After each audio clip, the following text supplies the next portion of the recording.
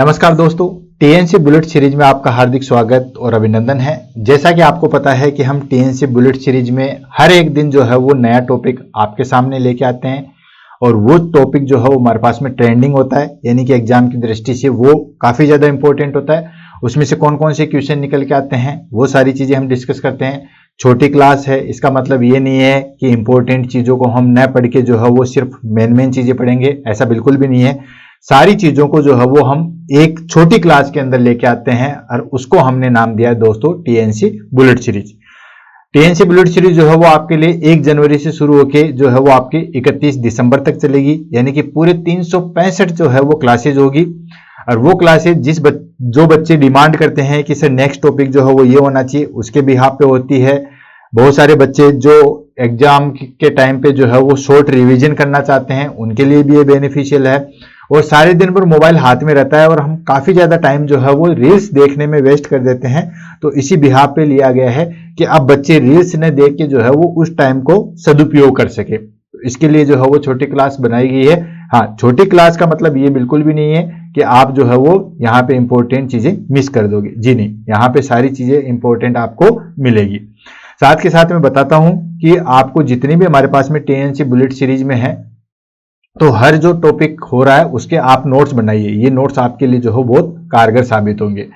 कुछ बच्चे जो है वो कमेंट करते हैं कि सर ये पढ़ा दीजिए, ये पढ़ा दीजिए। मैं सभी बच्चों के कमेंट्स पढ़ता भी हूं और कोशिश ये करता हूं कि नेक्स्ट क्लास में जो है उसको लेके आ जाए। जैसे ऑब्स्ट्रक्टिव मैनेवर के बहुत सारे जो है वो ऑप्शन आए हुए हैं, ऐसे हाइपर सेंसिटिविटी के हैं, तो नेक्स्ट क्लास जो है उसकी हो जाएगी।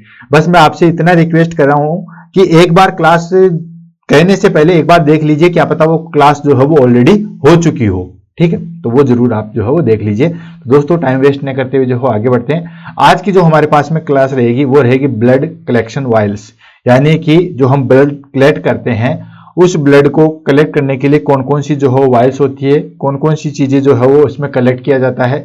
एग्जाम में भी पूछा जाता है। एग्जाम में अगर हम क्वेश्चन आंसर की बात करें कि किस तरीके से क्वेश्चन आंसर पूछे जाते हैं, तो एग्जाम में क्वेश्चन आंसर जो है वो 3 तरीके के पूछे जाते हैं। एक तो आपको इमेज देके जो है पूछा जाएगा कि इसके अंदर जो है वो कौन सा सब्सटेंसेज या कौन सा केमिकल जो है वो इसके अंदर इंक्लूड होता है, राइट। जैसे रेड टॉप देके पूछा जाएगा, या आपसे पूछ सकते हैं कि जो है वो व्हाइट वाले का जो है वो किसमें होगा, या येलो वाले में जो है वो क्या ग्रेडियंट होते हैं।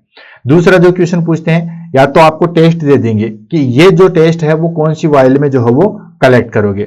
और तीसरा पूछा जाता है हमारे पास में कि ये जो वाइल्स में हम कलेक्ट करते हैं तो उसकी मैकेनिज्म क्या है। भाई पर्पल में हम कलेक्ट करेंगे तो उसमें क्या मैकेनिज्म, कौन से टेस्ट इसके अंदर हो सकते हैं, ठीक है। तो इस तरीके से तीनों टाइप से जो है वो क्वेश्चन घुमा के पूछे जाते हैं। तो इसको 1 बाय 1 करके जो हम आगे पढ़ते हैं। एक चीज मैं आपको यहाँ पे करवा रहा हूं, हम सारे टॉप को जो है वो जो इंपॉर्टेंट है वो सारे जो हॉस्पिटल में काम में लेते हैं वो सभी इंपॉर्टेंट जो है वाइल्स के बारे में पढ़ेंगे। लेकिन एक चीज ध्यान में रखना दोस्तों, इसके लिए कोई यूनिवर्सल फॉर्मेट नहीं है। आई बात समझ में कि भाई जैसे कि रेड कोड दे दिया या किसी में कोड एक पर्टिकुलर होता है ना कि यूनिवर्सल यही चलेगा, लेकिन यहाँ पे वाइल्स में कोई यूनिवर्सल नहीं है। हॉस्पिटल मैनेजमेंट अपने हिसाब से जो है वो इनको सेट कर सकता है, ठीक है। मेन जो रहेंगे, जैसे फॉर एग्जांपल हमारे पास में मेन जो है वो 3 वाइल होती है। एक प्लेन वाइल होती है, एक एंटी कोगुलेंट वाइल होती है और एक जो है वो एंटी ग्लूकोज या फास्टिंग की जो है वो वाइल होती है। 3 वाइल मेन होती है।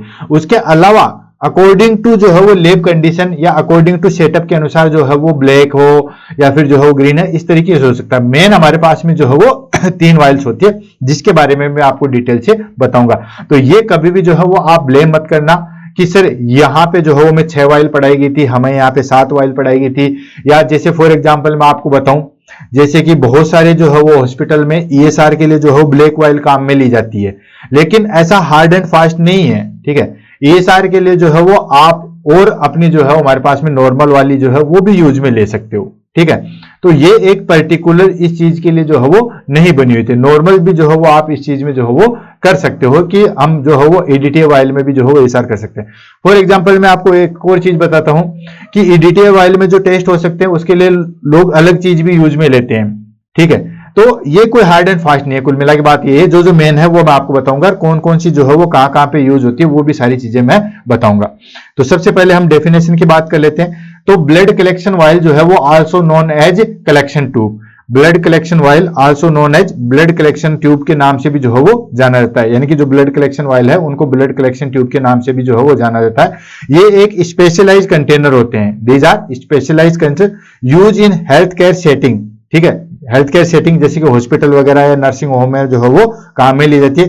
क्या काम में ली जाती है? To collect, store and transport blood sample for laboratory testing, यानी कि ब्लड को कलेक्ट किया जाता है, स्टोर किया जाता है और फिर ट्रांसफर किया जाता है लेब के लिए। तो इसके लिए जो है वो ब्लड कलेक्शन वायल या कलेक्शन ट्यूब के नाम से इनको जो है वो जाना जाता है। छोटी छोटी ट्यूब्स होती है, प्लास्टिक या ग्लास की बनी होती है, ये भी सारी चीजें हम पढ़ेंगे। तो टेस्ट के लिए, कलेक्ट के लिए, स्टोर के लिए जो है वो इनके द्वारा जो है वो काम में लिया जाता है। क्लियर?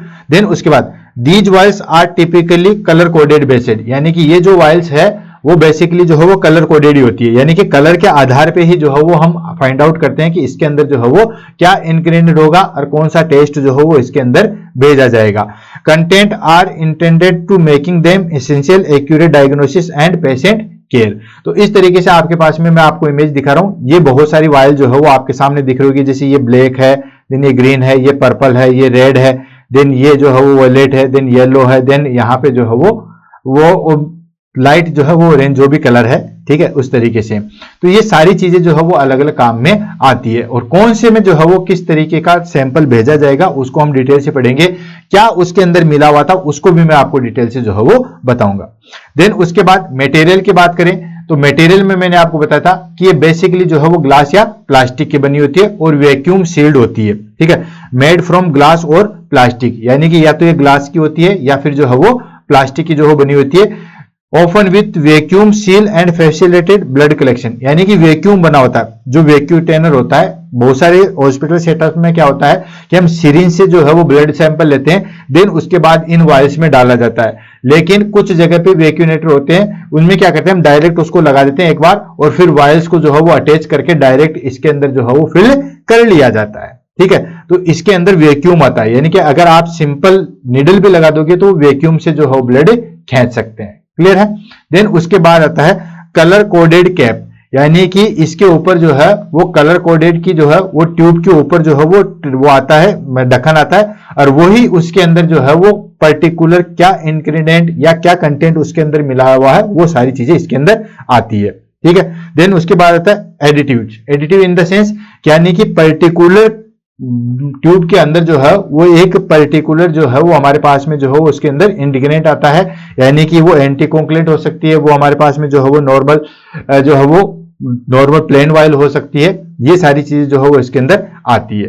देन उसके बाद वॉल्यूम की अगर हम बात करें तो वॉल्यूम जो है ये बेसिकली वॉल्यूम जो हम लेते हैं 2 ml, 5 ml और 10 ml लेते हैं। ये अकॉर्डिंग टू टेस्ट के ऊपर डिपेंड करता है कि कितने टेस्ट जो है वो हमें लैब के अंदर करवाने हैं। अकॉर्डिंग टू लैब के अनुसार या अकॉर्डिंग टू टेस्ट के अनुसार जो है वो इसके अंदर ब्लड जो है वो फिल किया जाता है। क्लियर? ये बेसिक इंफॉर्मेशन है जो आपको पता चलेगी। अब आते हैं हमारे पास में मेन चीजों पे। यहां तक तो जो हॉस्पिटल में काम करते हैं उनको सारी चीजें पता ही है। देन उसके बाद आता है हमारे पास में जो हमारे पास में ट्यूब है। अब देखो सबसे पहले आ जाती है हमारे पास में ये रेड कलर की। अब ये जो रेड कलर की ट्यूब है, ठीक है, रेड कलर जो मैं ढक्कन की बात करूं, बाकी वाला पोर्शन तो ऑलमोस्ट सेम सा ही दिखता सेम है। उसके अंदर जो है वो कंटेंट मिला होता है और ये कंटेंट जो है वो उस हिसाब से उसका ढक्कन होता है। तो जैसे हमारे पास में आ गया रेड कलर की, तो रेड कलर की जो है वो नो एंटीकोगुलेंट, इसके अंदर जो है वो कोई भी एंटीकोगुलेंट नहीं मिला हुआ है। अब एंटीकोगुलेंट नहीं मिला हुआ है इन द सेंस जैसे उसके अंदर ब्लड भेजेंगे तो ब्लड जो है वो क्लॉट हो जाएगा, क्योंकि उसके अंदर तो एंटीकोगुलेंट नहीं है। क्लॉट हो जाएगा तो उसके बाद उसके ऊपर जो है वो सीरम आ जाएगा, ठीक है। तो सीरम के जितने भी ऑलमोस्ट टेस्ट होते हैं वो सारे के सारे जो है वो किसमें किए जाते हैं? रेड के अंदर किए जाते हैं। अच्छा, कुछ हॉस्पिटल में जो है वो येलो भी काम में ली जाती है। मैंने कहा ना कुछ वेरिएशन है, वो मैं यहाँ पे आगे क्लियर करवाता रहूंगा। पहले हम रेड की बात करते हैं, इसके अंदर कोई एंटीकोगुलेंट नहीं मिला होता। जितने भी हमारे पास में जो है वो सीरोलॉजिकल टेस्ट होते हैं, serological in the sense serum से related, serum albumin, serum globulin, serum amylase, serum lipase, जितने भी हमारे पास में सीरम है, यानी कि ये हमारे पास में जो है वो एक प्लेन वायल है, ठीक है, और इस वायल के अंदर कुछ भी नहीं मिला हुआ है। अब कुछ भी नहीं मिला हुआ तो जैसे आप इसके अंदर ब्लड जो है वो रखोगे, देन ये ब्लड जो है वो क्लॉट हो जाएगा और ये ब्लड क्लॉट होने के बाद में जो है वो ऊपर क्या हो जाएगा? सीरम बच जाएगा, ठीक है, ऊपर की तरफ जो है वो सीरम बच जाएगा। तो वो जो सीरम से जितने भी टेस्ट होते हैं, इलेक्ट्रोलाइट के जितने भी टेस्ट होते हैं, सीरम से रिलेटेड जितने भी टेस्ट होते हैं, वो हम किस में करवाते हैं दोस्तों, रेड वायल्स में जो है वो भेज के करवाते हैं। अच्छा, यहां पे एक चीज आती है, एक होता है सीरम और एक होता है प्लाज्मा। हालांकि ऑलरेडी जो है मैं कई क्लासों में इसमें डिस्कस कर चुका हूं, लेकिन मैं फिर से रिपीट कर रहा हूं कि हमने ब्लड लिया, जैसे ये हमारे पास में एक वायल है, इसके अंदर हमने ब्लड लिया। अब अगर इसको हम सेंट्रीफ्यूगल कर देते हैं, जोर से घुमा के जो है ब्लड को नीचे बैठा देते हैं, तो ऊपर जो बचता है वो बचता है हमारे पास में प्लाज्मा, और नीचे जो बचता है वो बचते हैं हमारे पास में ब्लड सेल्स। लेकिन अगर इस ब्लड को सेंट्रीफ्यूगल न करके जो है वो ब्लड एक जगह रख दिया जाता है, फिर ये क्लोट होता है, क्लोट होने के बाद नीचे जो है वो ब्लड सेल्स बैठ जाते हैं, ऊपर जो बचा वो बचा सीरम। अब आप कहोगे सर दोनों में क्या डिफरेंस है? डिफरेंस ये है कि अगर प्लाज्मा में से, ध्यान से रखना, 55% जो हो प्लाज्मा होता है, 45% जो हो ब्लड सेल्स होती है। लेकिन अगर प्लाज्मा में से प्लाज्मा प्रोटीन निकाल दें, क्योंकि वो ब्लड क्लोट हो रहा है, क्लोट हो रहा है, तो प्लाज्मा प्रोटीन, जो प्लाज्मा प्रोटीन हमारे पास में ब्लड में थी, वो प्लाज्मा प्रोटीन काम में आ गई है और ब्लड क्लोट हो गया है, तो प्लाज्मा में से प्लाज्मा प्रोटीन निकाल देते हैं, तो वो बचता है हमारे पास में सीरम। यानी कि सिंपल डेफिनेशन हो जाएगी हमारे पास में, सीरम इज, ये लो थोड़ा सा नीचे, serum equal to plasma minus plasma protein. Clear है? तो ये चीज जो है वो ध्यान में रखना, कहीं आप कंफ्यूज ना हो जाओ। प्लाज्मा में से प्लाज्मा प्रोटीन निकाल दोगे तो हमारे पास में सीरम बचता है। क्लियर? देन उसके बाद सेकंड आ जाता है हमारे पास में सोडियम फ्लोराइड। ठीक है, सोडियम फ्लोराइड के लिए जो है वो ये ट्यूब आती है, ये ग्रे कलर की जो है वो ट्यूब आती है, इसमें ग्लूकोज के जितने भी टेस्ट होते हैं वो सारे किए जाते हैं। नेक्स्ट आ जाता है हमारे पास में, दैट इज कॉल्ड पर्पल। ये काफी ज्यादा यूज में होने वाली है, इसमें मिला होता है ईडीटीए। ईडीटीए क्या है दोस्तों? एंटी कोगुलेंट है, ethylene di amine tetra acetic acid. फिर से रिपीट कर रहा हूं, ethylene di amine tetra acetic acid. Exam में इसकी फुल फॉर्म भी जो है वो पूछी जाती है, आगे आ जाएगा, कोई दिक्कत नहीं। जितने में हमारे पास में हीमेटोलॉजिकल टेस्ट है, यानी कि ऐसे टेस्ट जहां पे ब्लड हमें क्लोट नहीं चाहिए, ब्लड जैसा हमारे पास में बॉडी में रहता वैसा का वैसा ब्लड चाहिए। जैसे स्मेयर बनाना है, तो स्मेयर हम बनाएंगे तो हमें ब्लड जो है वो क्लोट तो नहीं चाहिए, क्लोट का स्मेयर कैसे बनेगा? ठीक है, ऐसे हमारे पास में सीबीसी कंप्लीट जो है ब्लड काउंट होता है, हीमोग्लोबिन देखना है, देन उसके बाद जो है वो ब्लड ग्रुपिंग देखना है, यानी कि ब्लड हमें ब्लड नॉर्मल जिस तरीके से हमारे बॉडी में रहता है उस तरीके से हमें वो ब्लड चाहिए, तो उसके लिए हम जो है वो ईडीटीए वायल में भेजते हैं। उसके बाद आता है हमारे पास में दोस्तों ग्रीनिश कलर की, इसमें 3.2 सोडियम साइट्रेट होता है। ये बेसिकली आपके लिए जो है पीटी, आईएनआर, एपीटीटी, ठीक है, इन सब टेस्ट के लिए जो है वो किया जाता है। कहने का मतलब है कि जितने भी हमारे पास में बायोकेमिस्ट्री ब्लड क्लोटिंग से रिलेटेड टेस्ट होते हैं, जैसे कि for example D dimer, prothrombin time, ठीक है, clotting time, bleeding time, APTT, activated partial thromboplastin time, जितने भी हमारे पास में टेस्ट हैं वो सारे इसके अंदर जो है वो किए जाते हैं। अब उसके बाद आता है हमारे पास में ग्रीन कलर का। अब ग्रीन कलर का जो है वो इसमें हिपेरिन मिलाता है, नॉर्मल जो है वो एंटीकोगुलेंट मिला जाता है। तो जितने भी हमारे पास में ब्लड बोन मेरो के सैंपल है वो इसके अंदर जो है वो भेजते हैं। अच्छा, मैंने आप बताया आगे वाली जरूरी नहीं है कि ये पर्टिकुलर इसी में भेजें। बहुत सारे हॉस्पिटल में क्या करते हैं कि जो हमारे पास में सिरिंज होती है, नॉर्मली जो सिरिंज है उसी में हिपेरिन मिला होता है, उसको भी सैंपल के लिए जो है वो भेज देते हैं। नेक्स्ट आ जाता है दोस्तों सिट्रेट। ये येलो कलर की होती है, ये जस्ट हमारे पास में जो है वो प्लेन वाइल ही होती है, तो ये बेसिकली यूज होते हैं ब्लड कल्चर। अब सिट्रेट मिला होता है तो ये प्लाज्मा एक्सपेंडर होता है। कई बार क्या होता है कि प्लाज्मा जो हमें ज्यादा रिक्वायर होती है, तो प्लाज्मा को एक्सपेंड करने वाली चीज होती है, वो येलो में होती है। नेक्स्ट आता है K2, इसको ईडीटीए का जो है वो सेकेंड फॉर्म आती है, इसको जो है वो लाइट पर्पल कलर जो होता है। तो ये कुछ टेस्ट ब्लड ग्रुपिंग इसके लिए कहता है, बाकी ईडीटीए और K2 ईडीटीए लगभग जो है वो सेम काम होते हैं, दोनों की चीजें एक है। आपको बेसिकली 3 या 4 वाइल याद रखनी है। मैं फिर से बता रहा हूं कौन कौन सी याद रखनी है। आप याद रख लो येलो, येलो हो गया तो रेड भी कॉम्बिनेशन आएगा, येलो और रेड का जो है वो अप्रोक्सीमेटली फंक्शन जो है वो सेम होता है। दूसरा आपको याद रखना है दोस्तों पर्पल, जिसके अंदर जो है वो एंटी कोगुलेंट मिला होता है, जिसमें हमें बाकी जितने भी हीमेटोलॉजिकल इन्वेस्टिगेशन है वो करवाने। नेक्स्ट आ जाता है हमारे पास में दोस्तों दैट इज ग्रे। ये होता है लेवेंडर या ग्रे जिसको हम कह सकते हैं। ये बेसिकली जो होता है जिसमें ग्लूकोज का टेस्ट करते हैं। क्लियर? और एक होता है हमारे पास में लाइट ग्रीन, ये चीज होती है हमारे पास में ब्लड केमिस्ट्री के जितने भी जो है वो टेस्ट करवाते हैं। क्लियर? उसके बाद आके चीजें नहीं करनी, बाकी जैसे ब्लैक होती है एएसआर के लिए, ये हॉस्पिटल पे डिपेंड करती है। तो 1 बाय 1 करके जो है वो हम आगे बढ़ते हैं।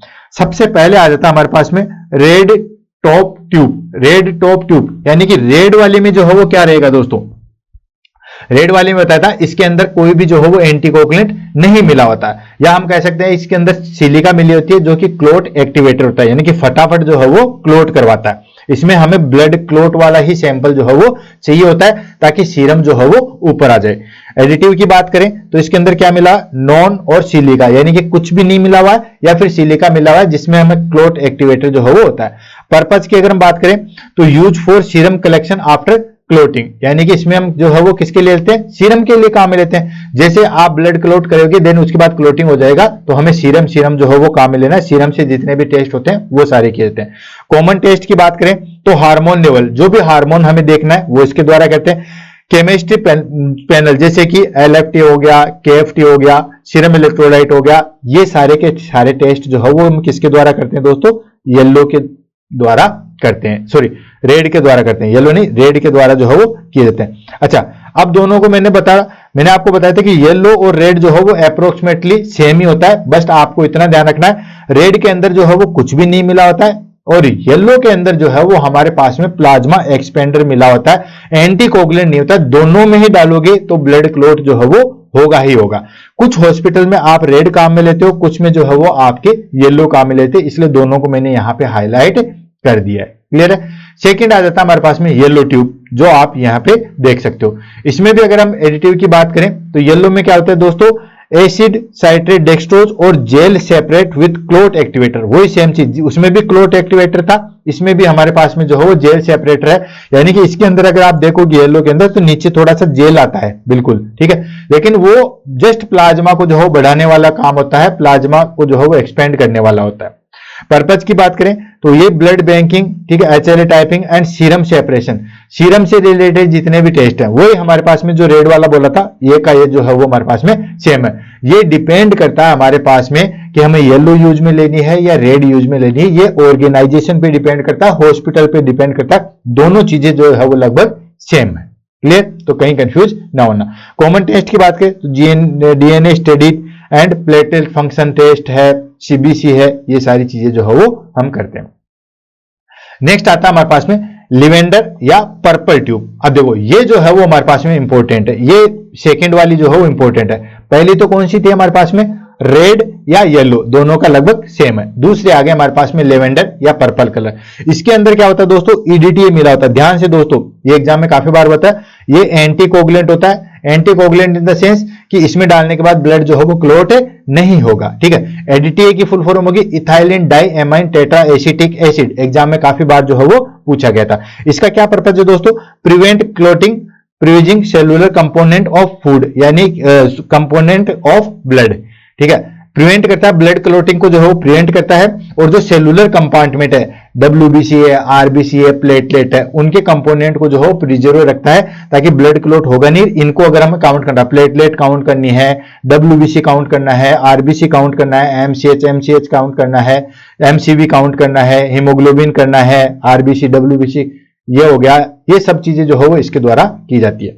कॉमन टेस्ट की बात करें तो CBC कंप्लीट ब्लड काउंट, जिसमें मैंने ये सारी चीजें इंफॉर्मेशन आपको दे दी। ब्लड स्मेयर एंड मॉर्फोलॉजी, जो हमें स्मेयर बनना है, जैसे मलेरिया का जो है वो स्मेयर बनाना है तो हमें जो है उसमें बिना क्लोट वाला ब्लड चाहिए, तो उसमें हम काम में लेते हैं। तो ये जो लिवेंडर वाली जो है वो यहाँ पे आ गई, दो हो गया। तीसरी आती है हमारे पास में ग्रीन टॉप। ग्रीन टॉप का मैंने आपको बताया था दोस्तों कि जितने भी हमारे पास में ब्लड केमिस्ट्री या ब्लड क्लोटिंग से रिलेटेड जो होते हैं, जैसे कि हमारे पास में आ गया दोस्तों, इसके अंदर जो हो बेसिकली हिपेरिन जो है वो मिला होता। अच्छा, यहां पे एक चीज और है, ग्रीन टॉप ट्यूब मान लो या फिर जो है हमारे पास में लाइट ब्लू ट्यूब मान लो, ठीक है। ये ग्रीन और ये दोनों, यहां पे मैं दोनों को जो है वो सेम ले लेता हूं। ये हमारे पास में तीसरे नंबर की आ गई, इन दोनों का फंक्शन जो है वो सेम है। तो इसके अंदर जो भी हमारे पास में PT है, APTT है या ब्लड क्लोटिंग से रिलेटेड है, हिपेरिन है, ये सब चीजें जो है वो हम इसमें काउंट कर सकते हैं। तो ये हमारे पास में जो है वो तीसरी होगी। अलग अलग इसलिए पढ़ा रहा हूं ताकि आपको जो है वो कोई कंफ्यूजन ना हो, एग्जाम में कल को ये ना बोल दो कि सर ने हमें ये तो चीज जो है वो बताई नहीं है। तो ग्रीन टॉप की बात करें, इसके अंदर जो है वो हिपेरिन मिला हुआ था, ठीक है। इसमें सोडियम, लिथियम और अमोनियम जो है वो हिपेरिन जो है वो मिला हुआ था। ये क्या करता है, ये prevent clotting by inhibiting thrombin and thrombin formation, यानी कि ये ब्लड को जो है वो क्लोट करता है, इनहिबिट थ्रोम्बिन एंड फाइब्रिनोजन। तो अगर हमें जैसे कि मान लो फाइब्रिनोजन का लेवल देखना है, इन सब चीजों का लेवल देखना है, तो इसके द्वारा जो है वो कर सकते हैं। प्लाज्मा केमिस्ट्री टेस्ट, मैं बार बार बोल रहा हूं कि ब्लड केमिस्ट्री या प्लाज्मा केमिस्ट्री के टेस्ट जो है वो इसके द्वारा किए जाते हैं। लाइट ब्लू और इन दोनों का फंक्शन जो है वो सेम है। सोडियम सिट्रेट, ये भी जो है हमारे पास में एंटीकोगुलेंट है, ये भी जो है वो प्रिजर्व रखता है क्लोटिंग फैक्टर्स को। तो इसमें हम क्या क्या टेस्ट करवा सकते हैं, पीटी, एपीटीटी, डी डाइमर, ये सारे टेस्ट जो है वो इसमें करवा सकते हैं। ये काफी एग्जाम में जो है पूछा गया है, तो इसको जो है वो ध्यान रखना दोस्तों, डी डाइमर टेस्ट जो है वो किस में किया जाता है, या पीटी एपीटीटी जो है वो किस में किया जाता है। हो गया 3। अब उसके बाद में हमारे पास में चौथी आती है दोस्तों, that is called grey top, जो कि एग्जाम में ये भी काफी ज्यादा जो है वो पूछी जाएगी।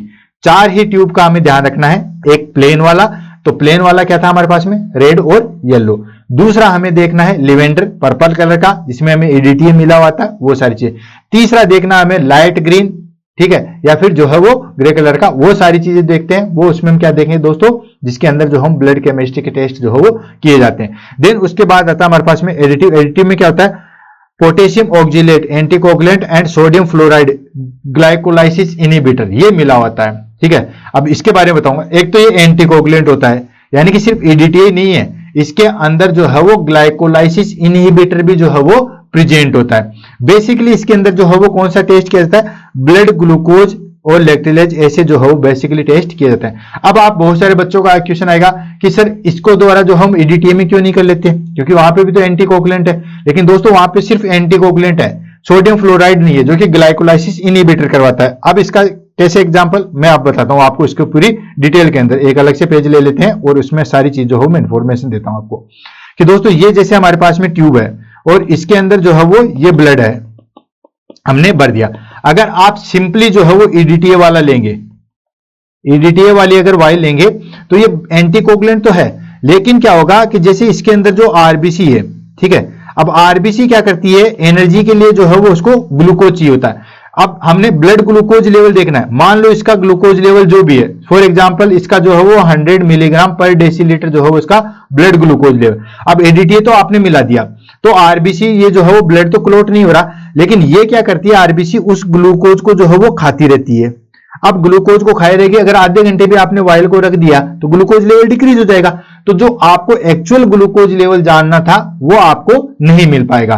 तो ये क्या करती है दोस्तों, इसके ऊपर जितने भी हमारे पास में RBC है ना, उसके ऊपर कवरिंग बना देती है। अब कवरिंग बनाने से क्या होगा कि ये RBC जो है वो उस ब्लड ग्लूकोज को कंजप्शन नहीं कर पाएगी, ठीक है। अब कंजप्शन नहीं कर पाएगी तो ग्लाइकोलाइसिस की प्रोसेस नहीं होगी, तो वो जो हमारे पास में ग्लूकोज है वो डिक्रीज नहीं होगा, ठीक है। तो ये ग्लाइकोलाइसिस इनहिबिटर है, इसको भी आप अच्छे तरीके से देख लो, एग्जाम में काफी बार पूछा गया है। ग्रे ट्यूब के अंदर जो है वो क्या चीज होती है, सोडियम फ्लोराइड होता है, या सोडियम फ्लोराइड का क्या काम है, ये ग्लाइकोलाइसिस इनहिबिटर होता है, जो कि ग्लूकोज को जो है वो ऑक्सीडेशन से रोकता है, ताकि एक्चुअल इंफॉर्मेशन हमें मिल सके। क्लियर है। उसके बाद आता है हमारे पास में ब्लैक टॉप, ये मेन ही थे, बाकी सब ऑर्गेनाइजेशन पे डिपेंड है, ये इतने ज्यादा इंपॉर्टेंट नहीं है, वो मैंने आपको पहले ही बता दिया। ब्लैक टॉप ट्यूब, इसके अंदर जो है बेसिकली क्या होता है दोस्तों, सोडियम साइट्रेट होता है, ESR, एरिथ्रोसेगमेंटेशन रेट, इसके लिए जो है वो किया जाता है, वेस्टर्न एरिथ्रोसेगमेंटेशन रेट। तो ये जरूरी नहीं है कि हर हॉस्पिटल में किया ही जाए, ये बेसिकली जो है हमारे पास में नॉर्मली जो है वो नहीं भी किया जाता है। ये किस में काम में लेता है, इन्फ्लामेशन एंड इन्फेक्शन स्टडीज में जो है वो काम में लिया जाता है। नेक्स्ट आता है pink top tube. Pink top का भी मैंने बताया था, सेम एज EDTA की तरह काम में आते हैं, ठीक है। ये डिपेंड करता है हमारे पास में ऑर्गेनाइजेशन में, सेम एज लेवेंडर या EDTA की तरह काम में रहते हैं। जितने भी हमारे पास में ब्लड ग्लूकोज, CBC, एंटीबॉडी, ये सब स्क्रीनिंग टेस्ट के लिए जो है पिंक टॉप पे करते हैं। डिफरेंस क्या होता है कि लैब के सेटअप के अनुसार जो है वो ये पिंक टॉप, ब्लैक, ये सारी चीजें काम में ली जाती है। क्लियर है दोस्तों। तो दोस्तों आज की क्लास जो है वो यहीं खत्म होती है। आई होप काफी इंफॉर्मेशन आपको जो है मिली होगी। ऐसी इंफॉर्मेशन के लिए जो है नई क्लास जो है वो हम कल सुबह लेके आएंगे। तब तक के लिए दोस्तों all the best, have a nice day, thank you so much.